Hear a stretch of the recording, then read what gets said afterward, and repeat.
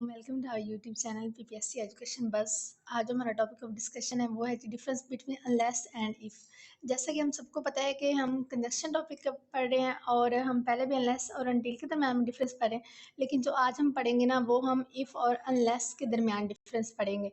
अब सबसे पहले तो आपको पता होना चाहिए कि अनलेस और जो इफ़ है ना, ये दोनों क्या है? ये दोनों कंजक्शन है और ये क्या बताते हैं? ये दोनों कंडीशन डिनोट करते हैं, ठीक है। अब हम देखेंगे अगर ये दोनों कंडीशन डिनोट करते हैं तो इन दोनों में डिफरेंस क्या होता है? ज़ाहिर-सी बात है कंडीशन डिनोट करते हैं, बट इन दोनों में भी तो डिफरेंस होगा ना, क्योंकि वो अनलेस है, ये इफ़ है।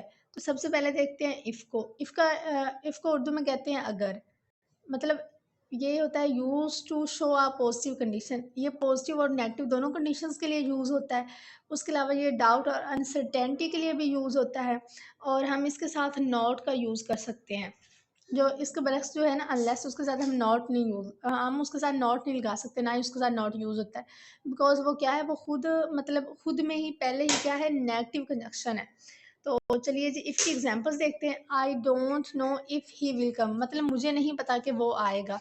अब यहाँ भी कंडीशन बता रहा है इफ़ यू स्टडी हार्ड, अगर तुम मतलब कि स्टडी हार्ड करते हो you will pass the test, तुम क्या करोगे? टेस्ट पास कर लोगे। अब इधर बी कंडीशन है कि स्टडी हार्ड करोगे तो तुम मतलब कि टेस्ट पास कर सकोगे, अदरवाइज नहीं कर सकते। यहाँ क्या है, पॉजिटिव कंडीशन बताई जा रही है।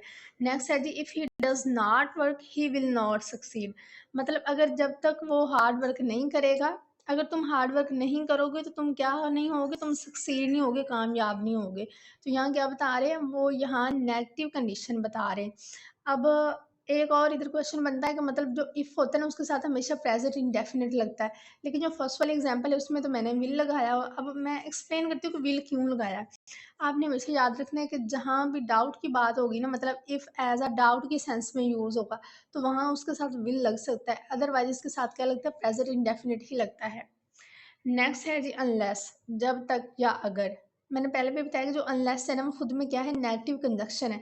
इसके साथ हम नॉट नहीं लगा सकते। आपने हमेशा याद रखना है कि अनलेस वाली जो हमारी क्लॉज होगी ना, उसमें क्या नहीं आएगा, उसमें नॉट नहीं आएगा। ये नेगेटिव कंडीशन को डिनोट करता है। चलिए जिसकी एग्जांपल देखते हैं। Unless he does not work he will not succeed. ये देखिए अब जो अनलेस है ना उसके साथ अब पहले वाली जो क्लॉज है उसमें क्या लगा हुआ, डज नॉट लगा। और मैंने बताया है कि जहाँ अनलेस जहाँ भी आएगा ना उसके साथ नॉट नहीं लगेगा, तो जो पहले वाला सेंटेंस है वो क्या है, वो गलत है। Next G unless he works he will not succeed. मतलब जब तक वो काम नहीं करेगा वो कामयाब नहीं होगा। ये मतलब ये वाला ठीक है, पहले वाला गलत है, क्योंकि नॉट अनलेस के साथ कभी भी नहीं लगता।